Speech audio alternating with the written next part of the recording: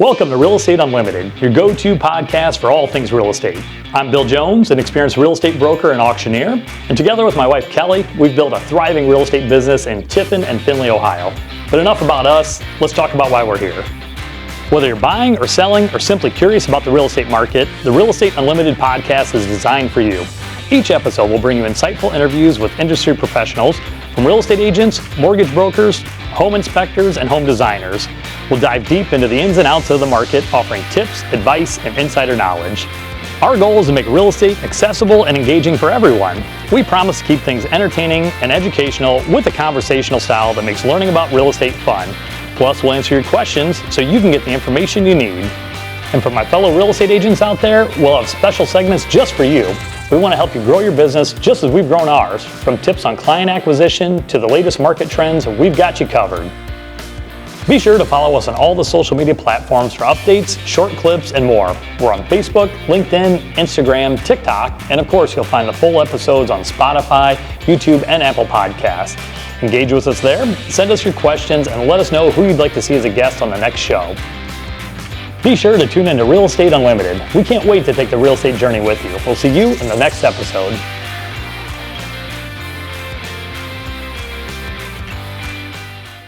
Hello and welcome to the first episode of the Real Estate Unlimited podcast. My name is Sierra Steinmetz and I'm joined by... My name is Bryan Schuby. Kari Steele. And Bill Jones.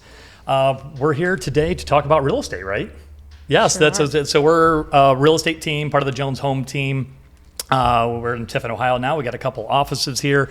We're going to talk to you specifically about what's going on in the real estate world, what's going on with you buyers and sellers, and kind of what happens with, I guess, life of real estate. So it's episode 1. We've got 2-3 different topics. We got a fun giveaway. So if you want to involved in this giveaway, stick around here. I did promise these guys lunch, maybe. For sure you For are. sure. Yeah, it's happening. That's the only thing that got them here, but we're here talking about it. No, but you got a lot of years of experience. We're going to dive right into the topic. So we want questions. So if you guys got questions for us, let us know. We'd love to take those. We're going to be doing this every week, right? Talked about doing that. So we'll do it every week here. So submit your questions. We'll get those answered for you. But yeah, first thing we're talking about, we're going to talk about the inventory spike, or is there one? We're going to talk about interest rates and then the new buyer REUP agreements, kind of what changed in the world. So we'll try to pull this up here if the screen will work here. So we're in the industry. We see a lot of people talking, the buyers, or sellers are worried about, should I sell now? Is this the right time to sell? Is this the right time to buy? Is there this big inventory spike? So if you go online, if you see there's this, housing inventory overflow, this crisis in inventory skyrocketing. What are you guys seeing out there as far as for, what that looks like? I'm not finding anything that's to show anybody. Yeah, I still think there's a huge lack of inventory out there. You're not getting a whole lot of new inventory for sure. Yeah, it's getting gobbled up as quick as it's coming up here. So, like most trends, Tiffin and Seneca County tends to get things a couple of years behind everybody else. So what's happening in big cities usually doesn't affect us until a little bit later on. So if it's happening in big cities, it may be coming, but it's not something that happens, right. Yeah, right now anyways then too. So you guys make fun of me here. I'm a pack right here. I keep papers. I keep 100 tabs open on my computer. But I pulled my note. We did a Monday update here for a lot of years. So I went back to 2022, 2023, and then today. So pulled numbers today. And that's looking at the amount of inventory that was on the market then, a couple of years ago. So as of 2022, literally this week in 2022, there's a total of 56 properties in Tiffin. That we specifically pulled Tiffin. The numbers seem to mirror pretty closely when you go to like our Findlay market. It's about 3 times that, but it stayed pretty steady to what the Tiffin numbers were. So in Tiffin, 2 years ago in September, there was 56 homes on the market. Last year, there were 30. So this is 2023, September 2023. So these are active, contingent, pending. Not all of those were even available. And you go to this year, there's 40. So 2 years ago, we had 56 to 30 to now we're at 40. So you see all these scary headlines. I'm just not seeing, the massive inventory, spike anyways then too. So if you look at certain markets, we were talking about this before we went on. So if you can see the numbers, I don't know if anybody can see this here then too. We're still getting used to talking, whether you're looking on podcasts, watch on YouTube, whatever the case may be then. But 2017, there was almost 1.2 million properties. This is from Realtor.com across the country. So 1.2 million that were for sale. Stayed pretty steady for that until you get into the COVID years. Then it drops on under 1 million. April 2021, we're at 400,000. April 2022, we're at under 400,000. To April 2024, we're at 734,000. So still, even at that, we're, half of what it traditionally would be.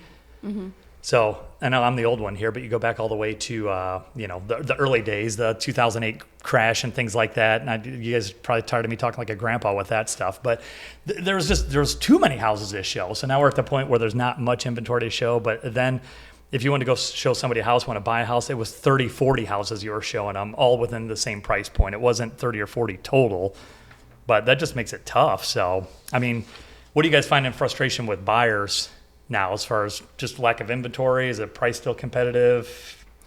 I think one of the big things that we're going to have to get sellers used to is we're not getting, depending on the home, we're not always seeing multiple offers or offers over ask price. I think some of the prices are starting to get more realistic, I would say, as far as what they're getting on their homes. I agree with that. And a couple of years ago, if you look at the statistics, people were buying because they had to. They had a major life change and they were forced to purchase, and they purchased what was available. And if you had 12 people that all were in that similar situation, they had to pay what they had to pay to get the house. We're not seeing that. We've got buyers that are smartening up in terms of what they're willing to pay for a house. So it's going to sit, or you're going to have less people putting. And I think offers in. I think a lot of buyers are getting a little more, maybe I wouldn't say picky, but they're definitely not just jumping on the first thing that pops up. I think they're definitely, they know what they want, and some of them are waiting a little bit longer for that perfect home to pop up instead of just jumping on the first thing they look at. All right, that's the one Kari, you and I have been working with over the weekend. Same thing. They've been looking for a long time, and she literally said the frustration was I wish there was more homes to look at in this price point, because it's one comes up, they rush to go look at it because they don't want to miss out on it, but then it doesn't hit all the marks. So kind of your point, Bryan, it doesn't. Where people, it seems like for years, were just grabbing anything. They're just like, I need a house, or I don't want to pay ridiculously over list price. So, but it's definitely tough. But I don't see like the big spike. Like you look at this map here again. This was another thing we talked about inventory. Ohio's only up 10%. So we can work anywhere in Ohio, but you can see the numbers, across the country. Florida, when I was researching from that, then I was looking at this article, that's more from the hurricane. What that last hurricane really wiped out a lot of inventory. People want to get out of there. They can't get their houses rebuilt. So that inventory spike came through there. But I guess we're focused on little old Ohio, but you can see the map from across the country. But the other thing is, I guess as far as for inventory, people are waiting for the big bust. I know this is probably before all your guys' time, but the 2008 financial crisis, everybody was worried about what that would look like. How many times have you guys heard that, where everybody's waiting for years now for inventory to, it's going to crash. It's going to crash. Or I I'm going to feel wait like- for that. Yeah, I feel like Special price ever point. since I got my license, literally almost 3 years ago, so many people that I talk to, well, it's going to crash soon, and hasn't yet. So Right, and I just don't see the recipe for that. That was like a financial problem. The banks were giving money out to everybody. There just wasn't, people didn't have down payments, didn't have anything. So it was just, there's so many homes out there that people probably couldn't buy today, and it just flooded the inventory. The whole financial sector went upside down, and I don't see that. The lending requirements still seem to be there. I just don't see that huge, we've got a couple agents that do foreclosed properties, and they're not seeing a huge list of properties coming up. And that was the thing back then too, was there was this huge list of foreclosed properties they're waiting on. I don't see that. So I guess going back to like, what are you telling people that they're wanting to buy? They're waiting for the prices to come down. They're waiting for rates to come down. I just tell people you don't need to be married to the rate. You got to find a house, but they're waiting for those, waiting for prices to come down. I don't see that happening. Yeah, I don't think, prices are going to come down a whole heck of a lot. You may see a small drop, but I don't think, it's going to be anything drastic to the point where it's going to change your monthly payment by hundreds of dollars or anything crazy like that. Right. And with the interest rates drop, housing prices adjust appropriately. So somebody could be waiting for that, price drop or interest rate drop. It's just going to do the opposite, so that it's a balanced. Yeah, if the rates go up or rates go down, then it gives people more buying power. So then, that's just going to, I think increase the prices even more then too. And it's like you look at like it's the Dow Jones or investment stuff. Like over time, prices still go up. Same thing with housing. I think it's just over time. We always hear about our moms and dads and grandmas. Back when I bought a house, it was $12,000, $30,000. We couldn't buy anything. We were just joking about moving into a cardboard box before we went on. And I mean, that's what it's going to cost. I think probably for something like that. And I think, with interest rates coming down, I think you're also going to have more buyers that are going to come into the market that can't necessarily afford now, but maybe when rates drop, more buyers come into the market, which then, you got still a lack of inventory, but now you have more buyers. So I think that's going to help drive those prices back up again as well.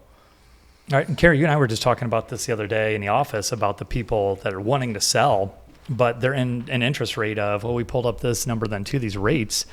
They got in COVID time. So you go back just a few years ago and there's under 3%, 2%, 3%. So they're currently at a rate like that. Why would they want to buy a house when they're going to go borrow money at 6, 7, 8%? Yeah, So, that's me and my husband. I mean, Yeah. when we purchased in 2017, it was right, in good budget there with the interest rate. And if we were to do the exact same thing in the exact same budget, we almost couldn't afford it. Right. You couldn't buy your own house. We couldn't buy our own house. Yeah. Yeah. So then that puts people in a position where they're like, I can't afford to move. Or if I do, if I put this on the market and I get a really great deal, where am I going to go? So we really need, we need to be looking at the interest rates for sure. But I think, like Bryan said, when those interest rates start to come down even a little bit, in the 5s would be ideal. And then you see the more of a balanced market. Right. So if you're in a home and you're at 3.5%, you can buy, Sure. It seems easier to buy at 5.5% than it did at 8. at 8%. But yeah, that's the other thing. So then again, if you're listening, you can't see this, but you go back to the numbers then too. So if this goes back to 1971, you see the rates then. So back then it was 7.3%, spiked all the way up into double digits, for a lot of years. So everybody's waiting for these 2 and 3%. Well, in 50 years plus, that's the lowest it's ever been. So if you want to wait for 2.5% again, might be another 50 years before that happens, or another financial crisis or COVID or something like that. Like you said, Sierra, I think that was all pretty much during COVID driven. So when the rates were there. Predictions then, I put you guys on the spot then. Next Fed meeting's coming up then. They've raised rates then. What are you thinking? They're going to cut them? They're going to keep them the same? I think they'll cut them, but I don't think it's going to be enough to make everybody jump up and click their heels. Yeah. Yeah, so the predictions, I had this somewhere here, or was it? Yeah, I lost it. Nope, I don't know where it was. So no, I have it on my notes. That's where it was here then. So yeah, the next Fed meeting is September 17th, so this month then. So they're predicting that the rates either stay the same, and this is like the Fed, not necessarily the interest rates then, but they're tied together. So the FOMC meeting stay the same, or 25 to 50%, 50-point basis cut. So they could drop. I don't know. But again, if you're waiting to buy a house, I don't know what that. Do you wait for that then? Because we were just talking then too. Because the rates cut, then the prices maybe just go up from there too. I think the biggest thing is going to be, when is it right for you to buy a house? Right. So everybody's different.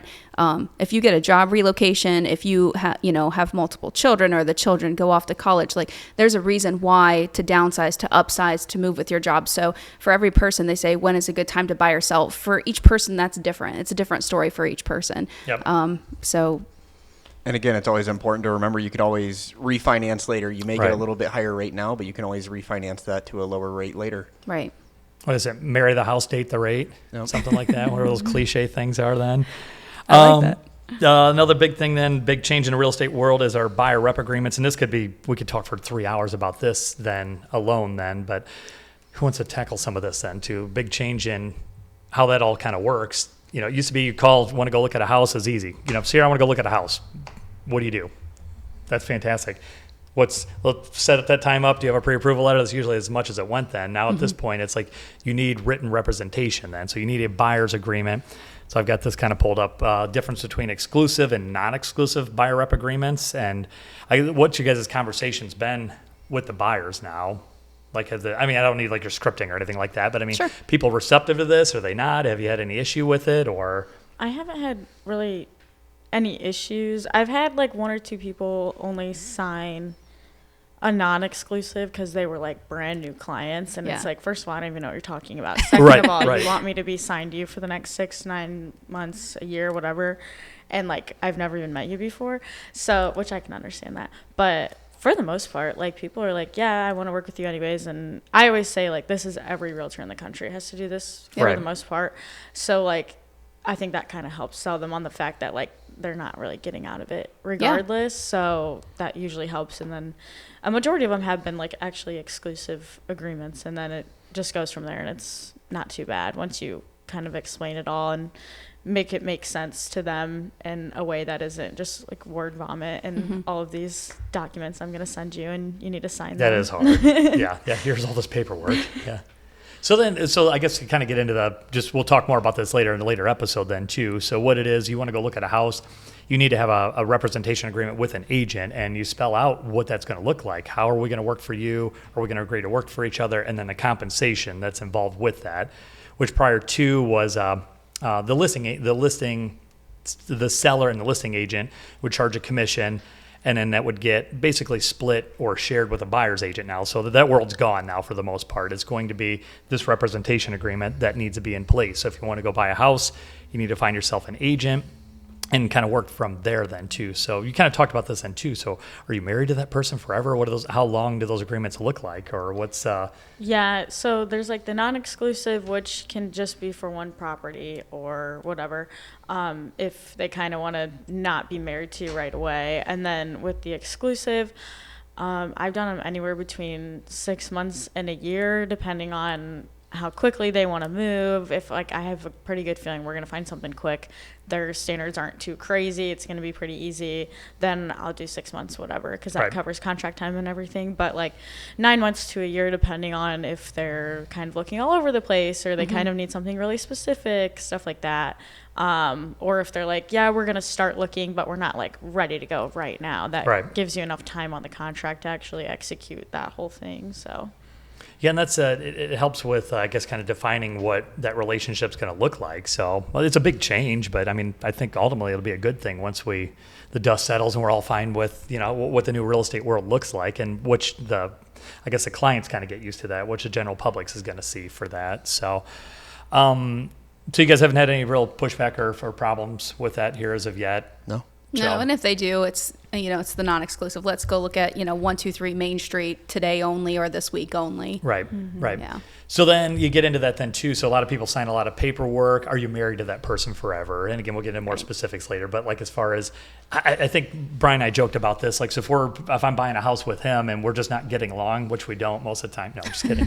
But we get along great. But if there's a problem, if I got someone else I want to work with or whatever, I mean, can you get out of that? I mean, I don't think it depends on what that agreement looks like and what that relationship is going to look like. But I feel pretty strongly, like if you called that agent and said, look, I just, for whatever reason, we just aren't jiving, something like that, I feel like you could figure that out or get a release from that. Yeah, written release. Yep. And I feel like too, it goes both ways. So, somebody could call you up, ring, and you've never met the person, and you guys have looked Which at a is couple most of of the time. houses. Yeah, you guys look at a couple of houses and maybe something just doesn't feel right or you don't vibe. And then generally I feel like, you ask that person, are you working with an agent before you go see it? And if they're not, usually you're the one that they pick because you're the Right. one that's in front of them.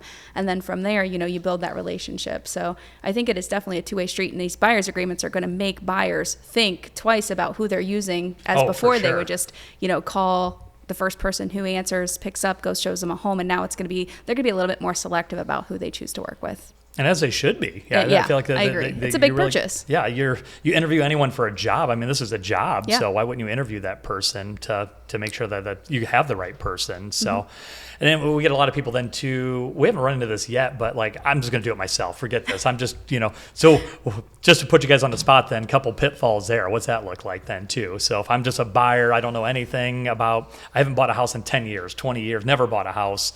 And that's our trivia question. I'll get into that here in a second. But what can you run into, that us All agents are going to sorts of take care of? problems. Yeah. I mean, ideally, we would encourage them to work with an agent. And I think what has happened probably with Bryan and Sierra both is they say, oh, I'm just going to do it myself. And then, not 2-3 days in, you're asking questions. They're like, I'm just going to work with you because it seems like, Right. you know what you're doing. And we need help with these answers. So I think educating them is the biggest thing. And then from there, if they're still adamant, it's a non-exclusive agreement. So you're not or I'm sorry, a non-represented agreement. Yeah, so Right. you're basically representing yourself. All I'm doing is submitting the paperwork for you, and that just seems like it'd be a real headache. And Yeah. I think there's a lot of data that actually shows that, yes, utilizing an agent does cost you money. However, there's a lot of data that shows that it's the price. You know, the agent may get you more money than what you are going to sell your home for. So to save $10,000 or $15,000, the agent may make you $10,000 or $15,000 Oh, yeah. extra. Yeah. So it's almost equaling out a little bit, I think. Yeah, well, so just like on that, the for sale by owners from the seller side then too, sometimes are priced under or just don't get the exposure. We can get them, so yeah, it could net them a lot more money. But we'll talk about this in another episode, but like, what do we do as buyer agents to help represent a buyer? Just the very first thing, try scheduling, those showings. Yep. Like if you're just Joe Blow off the street and you're trying to schedule a showing to look at 2, 3, not that there is a lot of inventory, but we may get to that point then. If there's 4 or 5 or 10 homes in your price point, or you're looking, so we go pretty far then too. So if you go in a big wide area, I'm going to go to Findlay, to Tiffin, to Willard, to wherever. If you're just a gal trying to schedule those showings, agents not calling you back, people not doing anything. Yep. So I think just the first thing would be just even getting scheduled to be hard, not to mention the negotiation and the contracts and inspections, appraisals, all that stuff. So And just like the wealth of knowledge, being people that are in and out of houses every single day. Like, whereas maybe the inside and outside of a house, just being an unrepresented buyer, but like there's things that we might see that they would never think to look at. Oh, So, yeah. Like, And also on the flip side of that, the sellers are going to be having more than likely an agent that's working for them. So they have representation or Yeah. somebody that's working on their behalf that knows the process. Whereas, if you're a buyer that's unrepresented, you're not going to have, maybe you are a little bit more knowledgeable, but some of the Sure. first time home buyers that don't know what they're doing, I think they're going to put themselves at a huge disadvantage just because Right. you're negotiating with somebody that does this for, a living. yeah, you don't know what you don't know. It's like the cliche, if you go to court, are you going to use the prosecution's attorney? No, you're going to get your own attorney. Not that we're attorneys, but you want your own representation in that. So I don't know if we have anything else to cover here for this one, but we talked a lot about, so I got a quiz for you guys here. So I got a gift card. You don't get the gift card. You guys get lunch here, but this is maybe I'll buy them lunch here if they get the question right here. So I'm surprising them with this, but we're going to encourage you. We want questions. We want your input as far as for what you want to hear about real estate. Us individual as agents buying or selling a home, what that kind of looks like. Or just any general real estate questions. We'll bring on other people, like we talked about bringing on all kind of people to talk, and home inspector. What have we talked about? Home inspectors, financial people, appraisers, a little bit of everybody. So, all right. Trivia question. This is for you guys here. What percentage? They don't know this here, or they might know this, but I didn't prep them with this. What percentage of home buyers in 2023 were first-time home buyers? What percentage? What percentage of home buyers in 2023 were first-time home buyers? 46%. 38. I like both of your answers. I'll go like 42. Well, Kari was closest, 32%. So 32% in 2023. So this is an increase of the historic low of 2022, which is 26%. So first-time home buyers last year were 32%, low of 26%. So then the question for y'all is, what is a historic average of that? So what's a historic average of your first-time home buyers? So if you can, I guess, guess the right number. If you guess at all, we'll put you in a contest to win an Amazon gift card. I'm not sure where all this will show up, being our first time, where all this, we'll have to ask Chris here later where that's all showing up then too. YouTube, the Spotify's or whatever like that. Wherever you're listening, wherever you see this, give us your answer. We'll put you in a contest to win that. And we'll probably have a giveaway just about every time. So that's about all I got. Anybody got any parting thoughts? Nope. I didn't give them anything to prep for that then, but this wasn't too bad, right? Right. That was easy. So we need your questions though. So we want to answer those. We'll keep coming up with topics, but we want to hear what you guys have to say. We'll be back pretty much every week here. So this is the Real Estate Unlimited podcast. We'll get some swag. I know those are your first questions here, right? Is where we get our swag, our t-shirts, stuff like that. REUP, we're going to call it then. So Real Estate Unlimited podcast. Thank you for joining us, and we will be back next week. Thank you.